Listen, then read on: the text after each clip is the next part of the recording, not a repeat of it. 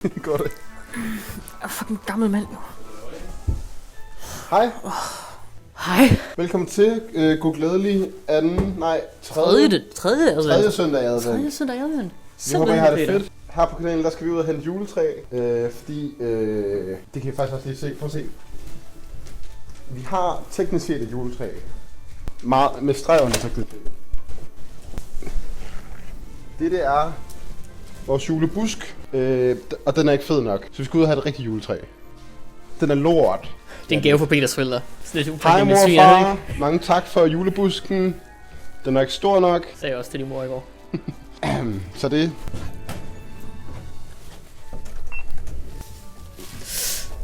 Kom med. Prøv at se, jeg tager med, Peter. Shit. Det er jo jul, så man må godt være deltidsalkoholiker på fuldtid. Jeg har bare helt noget det der kammer med. Ej, jeg skulle helt snaps i. Hvad så? Au. So what's the biggest one? Is that the red color or the blue ones? That's the red ones, right? Yeah. We start 200 kroner for a meter, just about. Yeah. Plus minus. Okay. I'm blue. And I'll happily open up any tree for you. Just the blue one. Yeah, just the blue one, I think. Yeah. Yeah. You surprise us. Yeah. Good one. Great. Do you want a thick one, or do you have a space with primers? A thick one would be good, I think. Yeah. That'll work. Yeah. Så det juletræ. I can do this for 400 straight with the foot. Yeah, thank you. 400. Yes, sir. Okay. Jeg kan ikke se noget. Hvad er det så? Hvad? Jeg styrer dig. Okay. Hvad sker der? Det her går faktisk virkelig ondt i min arm. Ej, er den tung? Ja.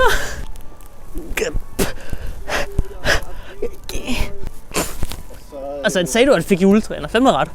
Jeg tror, det er lidt skævt i siden, men altså... Ja, vi finder bare den knap så fik side ind mod væggen. Det er også det, jeg tænker. Det er faktisk også klart.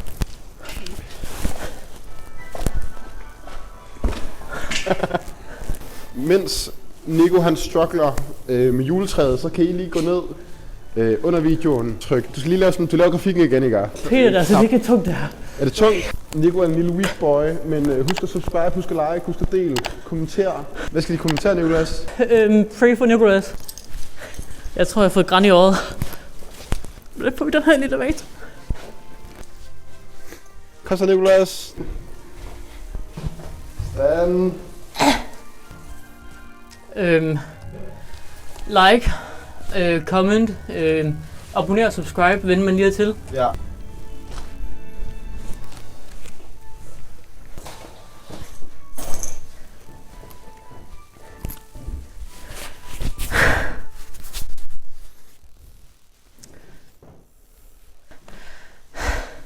Må jeg godt tage en lur nu?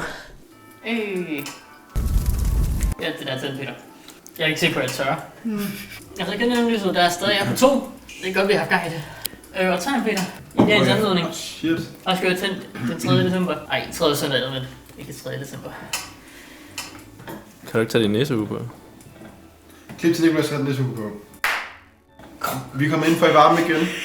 Det der fucking lys, Peter, det kan ikke gøre noget. Vi er kommet ind i varmen igen, og hvad skal vi lave nu, Nicolas? Jamen, i anledning af, vi har været nede hen på juletræ, så skal vi jo naturligvis have pyntet det. Hvad skal vi pynte det med? Jamen, Girlander, naturligvis. Vi har fået nogle gratisaviser i vores postkasse, og de skal laves til pynt. Det vi skal lave nu, det er girlander af de her aviser. Den konkurrence, er det ikke det? Er det en konkurrence? Okay, det kan det godt være. Hvem laver den længste girlande? 10 minutter. 10 minutter. 10 minutter. Ja. 10 minutter fra... Nu er jeg ramt af den. Nej. Fra nu af. Ramte det. Nej. 10 minutter fra nu. Skal jeg gøre det? Nej, jeg kan fint. Det er fint. 10 minutter fra... Nu af. Nu er der 10 minutter. Ja. Ja. Vi kører. Okay. Men Peter, vi er jo ikke gået i gang endnu, men det vigtigste, vi lige skal finde ud af, så vi pakker de der aviser sammen. Det vi har, det er jo lidt forskellige ting. Vi er ikke gået i gang, Peter. Vi har været vores sommerliv. Min er fra den 25. august, min er fra den 8. september. Hvorfor vi skamle? 2 forskellige hæftemaskiner. Hvorfor vi ikke smidt dem ud? Ja, vi har 2 forskellige saks. Okay. En big boy saks, og så en saks, der er sådan lidt passet i mig. Og vi skal finde ud af, hvem der skal i hvad for noget grej. Okay, hvis du kan fortælle mig, hvilken hånd lighteren er i, så får du lov at vælge først. Okay. Den der. Nej, den er den her. Godt. Den saks, den der. Værsgo. Nico har sat sine penge på... Wow, lav. Arbejdsliv. Sådan noget brandfare. Brandfare? Ja. Er der ekstra point for at sætte i din galante undervejs? Jeg er så glad for, at vi kan arbejde sammen med sådan her, Peter. Det er slet ikke, fordi jeg tænkte, at jeg går efter en konkurrence overhovedet. Jeg foreslår altid, om vi ikke kan lave. Det er så lige så stille julehygge. Jeg vil bare gerne hygge lidt. Jeg synes, du lyder som en forældre. Nej, mor og far, det mente jeg ikke. Undskyld. En mindste kan jeg godt lide. Mor og far, fint til nedenunder, hvis I synes... Det lyder som, at jeg er samme mor og far, så Peter. Det har vi ikke, tror jeg. Har vi ikke Har vi det? det? Det er egentlig i hvert fald min far. Ja, det var. Hvor du ikke sagt det til mig? What the fuck? Den kan. Præcis. Fuck, jeg har ikke sat det sammen. Jumps the joke, you broke. Fuck, det bliver sådan en DMCA-strike på noget der, Peter. En lidt for YouTube, der sidder og ser det her igennem bare for copyright strikers. Jeg vil sige, hvis du får YouTube, og du gerne vil se, om vi skal copyright strike sådan en video, så ikke lige kommentere og subscribe på den her video. I skal jo huske at følge os på Twitch, fordi at der kommer vi en gang imellem, sikkert en gang af helvede eller sådan noget, til at streame et eller andet. Jeg har planlagt nyt. Ja. Nej, hvad hedder det? Jeg har nogle idéer hvad kalder man det, støberiet. Men jeg tænker, City Skylines, det er altså hyggeligt, altså rimelig chill. Men vi gør det ikke særlig chill, fordi at vi laver jeg vil lave en 1-til-1 version af Ringsted. Og hvorfor Ringsted, spørger du? Bare fordi Ringsted. Altså, handler det bare om at lave den længste girlande. Wow, what the... Hvor lang er din? 10-15 meter? Det er nok den længste. Spændende, hvor lang tid er tilbage. Nu kan du bestille og betale for din mad. Peter Pejsen, sant? Kan vi lave sådan en, hvor man kan stemme om... Daniel Tim Vladimir. Daniel Tim Vladimir. Det er Daniel Tim Vladimir. Ja, Daniel Tim Vladimir stemme. Deroppe, tror jeg.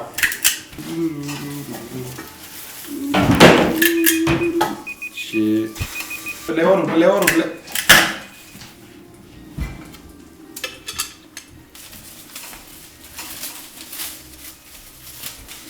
Okay, det her, det er ikke...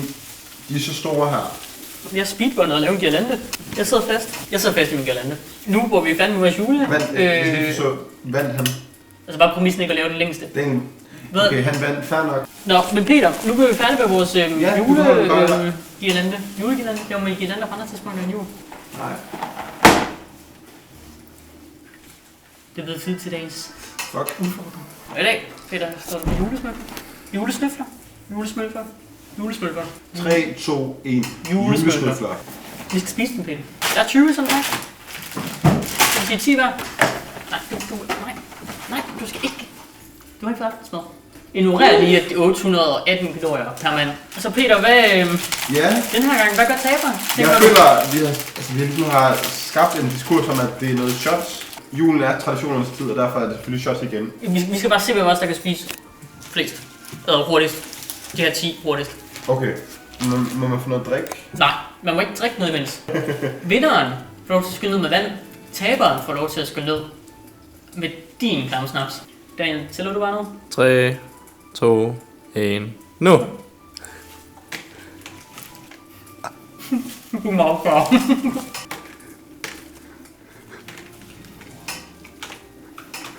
Nu har jeg sagt, at det er en god idé.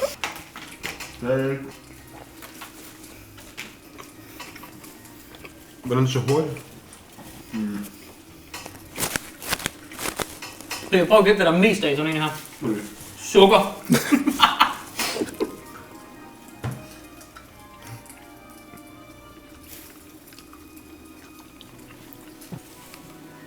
Jeg har jo faktisk ikke så sjovt, som jeg troede, det var. Nej, det kan virkelig Det var noget. virkelig fucking noget, der. Men fuck it. Jeg kan så spise mere.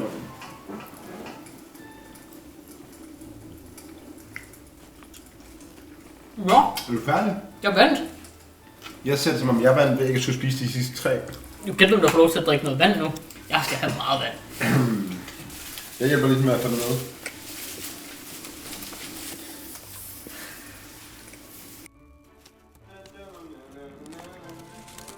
Jeg vil lige være krøjs på det. Du gør det med til mig, Så. Har du måske ryste den, Peter?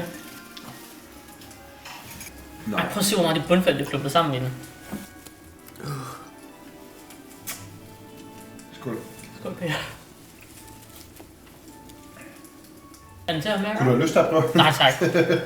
Det er bare vodka, der er lyserødt. Jeg kan ikke lide mig tilbage i stolen, fordi min galante er sådan lige rundt om mig. Ej, okay, hvad er det der? Kan vi acceptere det? Er det okay? Er det... Jeg opprøver ikke til druk. Drik det. Nu er det blevet tid. Hvorfor er du derovre? Med vilje. Jeg vil gerne komme i hjørnet her. Nu skal vi have pyntet juletræet, og derfor så skal vi have pyntet juletræet med den her lyskæde, som skal over på juletræet. Men så skal vi have vores girlander op at hænge, og det er en rigtig vigtig del. En af girlanderne er i hvert fald vigtig, ikke? Wow. Hvad fuck er det?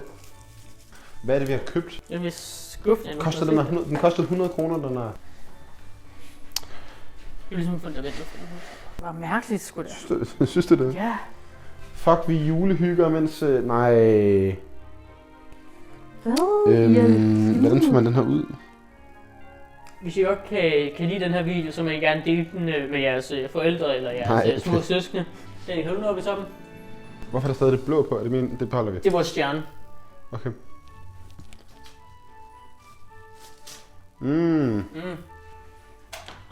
Ja, men du skal lige komme herud. Den komme her. Det er sådan en ren barsfed juleferie, det her. Okay. Fuck. Jeg tæller ned. 3, 2, 1 og... Bedre end forventet, vil jeg sige. Jeg kommer simpelthen ikke til at hjælpe. Grunden til, at jeg ikke laver noget lige nu, det er fordi, at min er meget kortere, så jeg kan starte meget sent og stadig være hurtigt færdig. Prøv at se her.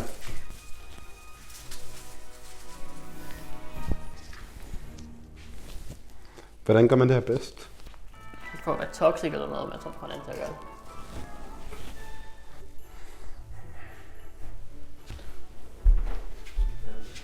det. Malte? Malte? Fuck er Malte? Hvad fanden er Malte?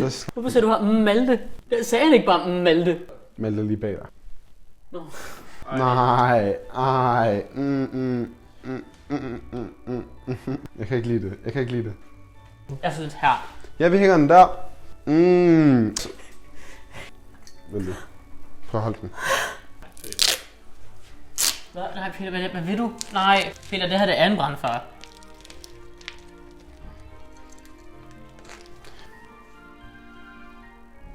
Peter? Ja? Hvad er det der? Hvad fanden er det? Er der gaver? Ej. Hey, julen kommer tidligt. Find den frem. Oh my god. Hvad er der? Der står... Men sådan, der står Peter. Ej. Hvad kunne det være? Ej. Hvad er der mon i din pakke, hvor der står Nicolas der? Det gør der jo. Ej. Den er også pakket meget flot, den her. Simpelthen kun gå for langsomt, det her. What the fuck? Ej, det var også nice. Der står Daniel som kære kameramand. Sådan en unbox therapy video, det her.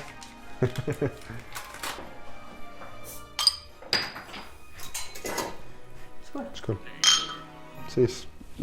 God søndag advent. Vi ses næste søndag.